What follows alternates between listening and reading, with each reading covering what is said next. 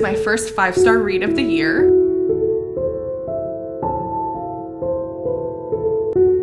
I'm going to restart a series that I have been avoiding.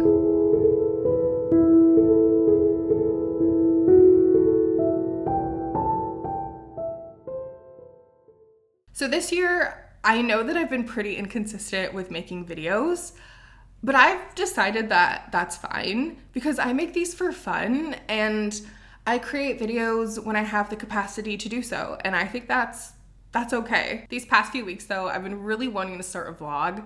But after like months and months of not filming, starting is kind of difficult. And like, honestly, I don't know, I'm probably a little bit nervous. Just in that I'm not really used to talking to a camera anymore, so it's a little weird. And ideally, I would have started this video yesterday on a Monday, but I'm sure you don't care.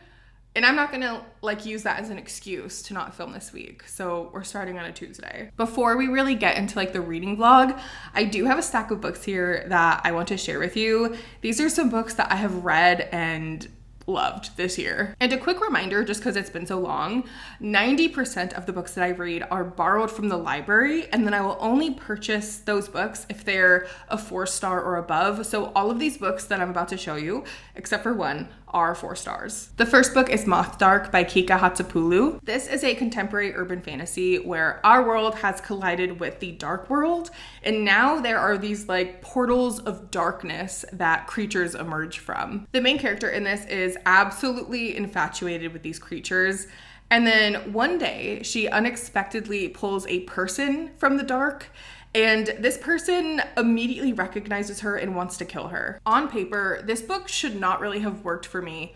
I don't enjoy YA that feels young like this one. Also, I don't typically love a contemporary setting, especially in fantasy, but something about this just works, and the romance in here is just so freaking sweet. I really liked it. The next book is Grave Flowers by Krause. This is a gothic fantasy where the main character, she just wants to be left alone in her garden of dark magical flowers. But something happens to her sister, who is betrothed to the prince. So Madalena has to take her sister's place and also try to complete her sister's mission of killing the prince. I really enjoyed the atmosphere of this book. I really liked the like dark sentient flowers that were in this. But overall, I just really like Krause's writing. The next book is Hazelthorn by C.G. Drews. This is a horror gothic fantasy where the main character has been isolated away at his guardian's estate for as long as he can remember. But when his guardian suddenly dies, Evander is convinced that it was a murder. So not only did he just inherit everything, he's trying to solve the murder of his guardian. He's trying to figure out what secrets this family is keeping from him. And he's also wondering why this like overgrown garden outside of the mansion keeps calling to him. The last line of this book is just, it's simply insane. Like I love it, but it was crazy. I literally had to read it 5 times before I felt like I was fully like processing what it was implying. C.G. Drews is an auto-buy author for me. I love like their writing style, specifically how they write like botanical and body horror, but also their character introspection is like unmatched in my opinion. It's so immersive, and I love anything fantasy that they write. The next book is Graceless Heart by Isabel Ibanez. This is a historical romance fantasy, and our main character enters into a sculpture contest, and she happens to catch the eye of this incredibly powerful immortal family. They kidnap her, and then they force her to use her forbidden magic to help them. The romantic tension in this book between our main character Ravenna and between the family's oldest son is so good. Like like it was a slow burn that I never wanted to like entirely like catch flame. Do you get what I'm saying? Like I just it was so good. Also, I think that this has to be just one of my absolute favorite covers. It's freaking stunning. The next book is Weavingshaw by Heba Al-Wasity. This is a gothic romance fantasy where the main character can see the dead, and she finds herself employed by this almost mythical man who trades people for their secrets. He brings her to this estate and she has to find the ghost of the last Lord of Weavingshaw. If you liked Wuthering Heights, or if you're like me and you wish that you liked the movie more, read this book, okay? Read it. I'm actually really shocked that I haven't seen this book everywhere. I really loved it. It's the first book in a trilogy. And honestly, it's one of the few books right now where I would drop all other reading plans just to reread this. Okay, we're almost done. This last book is very special to me because it is my first 5-star read of the year. And just so you can get an idea of like how special a 5-star read is for me, not including DNFs, last year I read about 40 books and I had a single 5-star read. So I was pretty excited to read this one. This is Season of Fear by Emily Cooper. It's a horror fantasy that feels like a dark fairy tale. This takes place in an isolated town where the women feed their terror to this being known as a Saint of Fear, and in exchange, he protects them from these horrible monsters that come out of the forest. The main character, though, she does not experience fear for some reason, and when the saint finds this out, he threatens to kill her sister. So her only option really is to venture into this forest to hopefully find her fear so that she can return and save her sister. Everything about this book just worked for me. I loved it all. The themes, the elements, all of the characters. There's a really sweet romance in this, and it's definitely not the point of this book, but I loved it.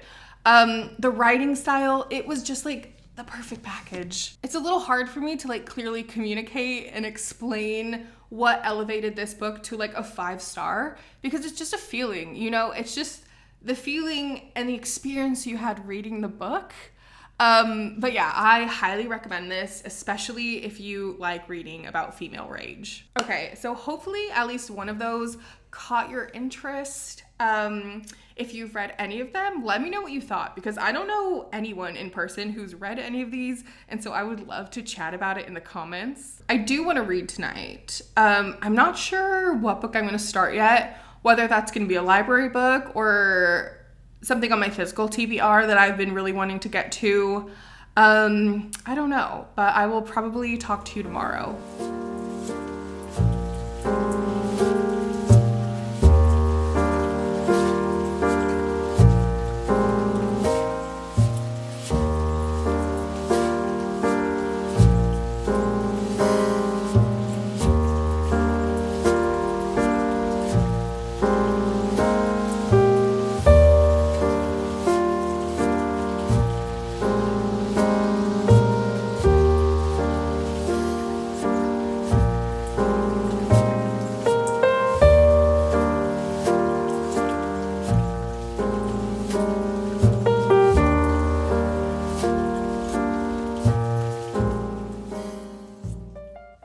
So I didn't read anything last night because I got sucked into my rewatch of House of Dragon.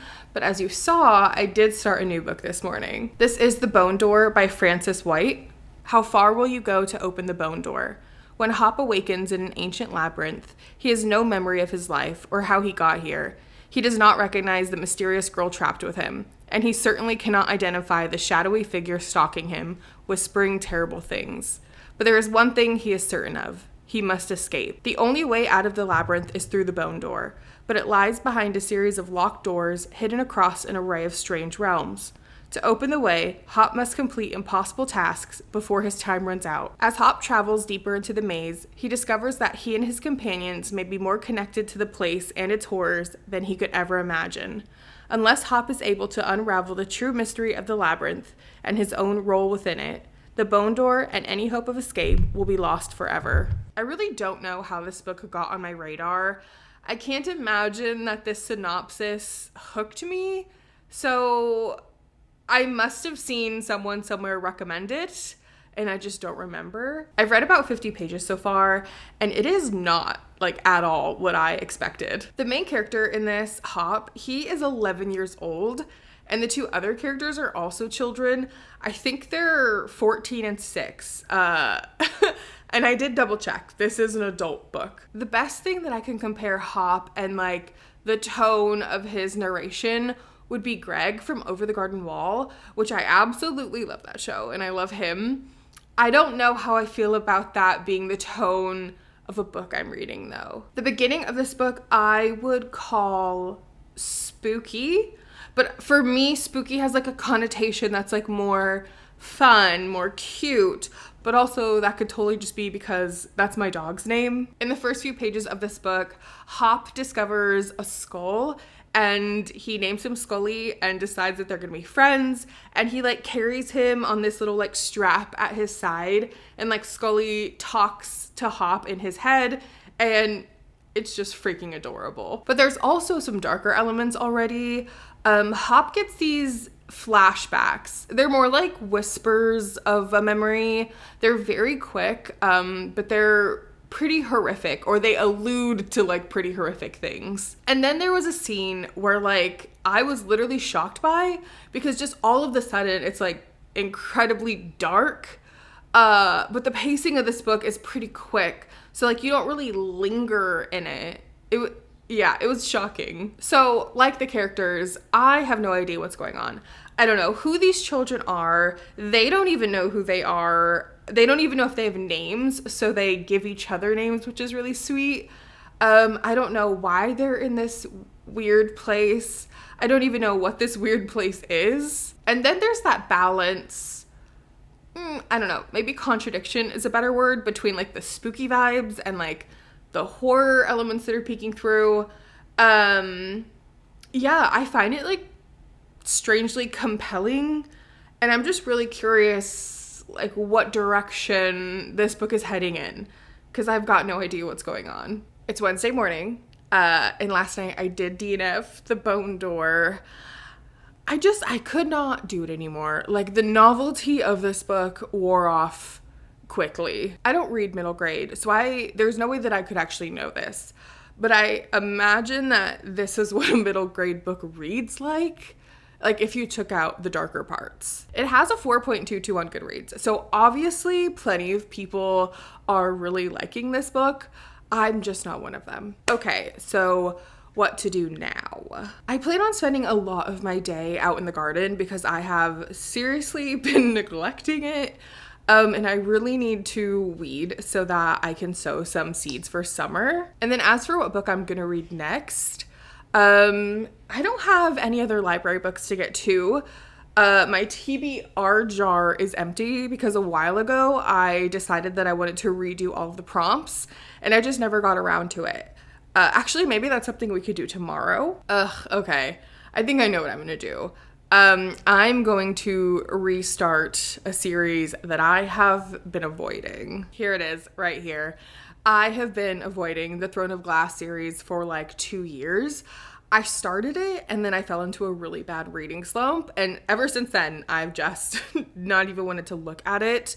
And I also remember like very little of what goes on in the series. But in July, my in-person book club, we are going on a reading retreat, and we have this goal that all of us will be caught up on the Sarah J. Maas universe so that we can kind of like be crazy and theorize with each other. And obviously I want to partake in that. And I also don't want spoilers.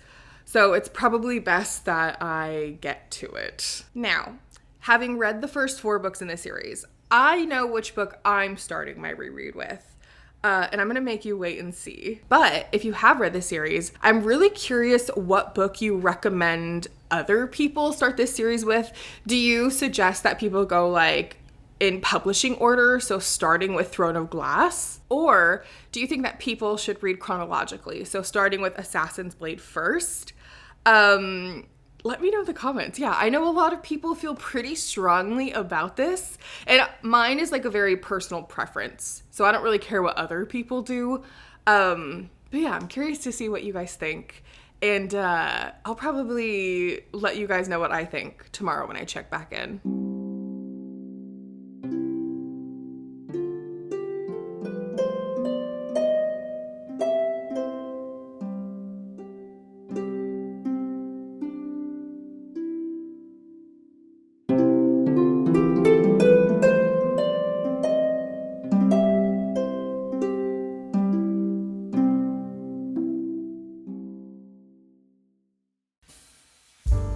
All right, it's time to get this TBR jar back up and running. I love the idea of using prompts rather than book titles in a TBR jar because it still allows you to mood read. And even though I almost exclusively read fantasy, there are definitely some subgenres like cozy fantasy that I just have to be in the mood for. So I thought I would share just some of the ways that I come up with prompts. I really like to look at the covers and see if there are any categories of images that I can utilize.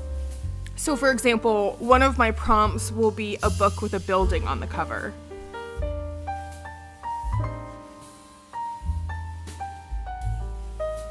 I also look for repeating or similar words in titles. So these are all books with blood in the title. Another thing you can consider is how you got the book. So if any of them were purchased secondhand, or maybe some of them were gifted to you. There's so many approaches that prompts can take. I think especially if you want to read diversely or across a lot of different genres. I really think they're such a good tool, and they're also just a lot of fun. I have 35 unread books on my shelves, and only 4 of those are part of an ongoing, uncompleted series. So we'll just say that I have 31. Personally, that number is overwhelming to me.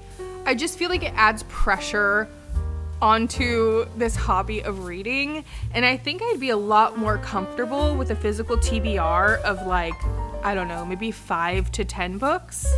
I am not a goal-oriented person, so this is not me setting an official goal, but this is definitely something that I want to work towards in this second half of the year, at a leisurely pace though, of course. It's Saturday, which means that it is the last day of this vlog.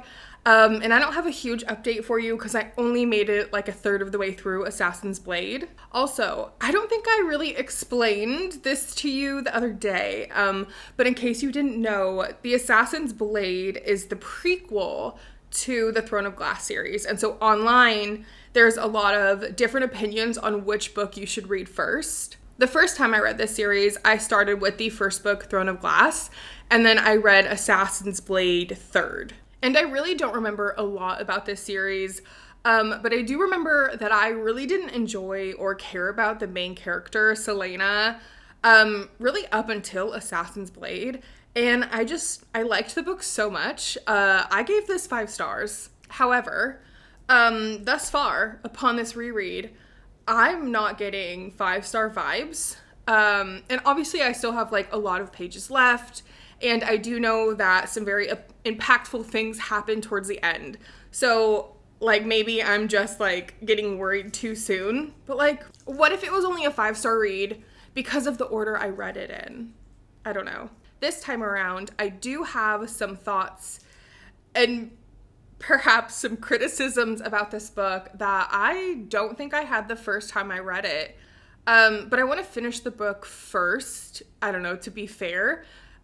So that'll definitely be a conversation that we have in the next vlog. I haven't edited anything from this vlog yet, so I don't know if it'll be good or if it'll just be complete rubbish. But I am really happy that I decided to vlog this week. And honestly, I'm so impressed that I stuck with it. At the very beginning of this video, I know that I sort of touched on kind of taking it easy when it comes to YouTube, not put so much pressure on it. And yes, I want to do that. Okay. But also, wouldn't it be really cool if I was actually able to maintain an upload schedule every Monday? Yeah, not a goal person, but that would be really cool if I managed to stick with that.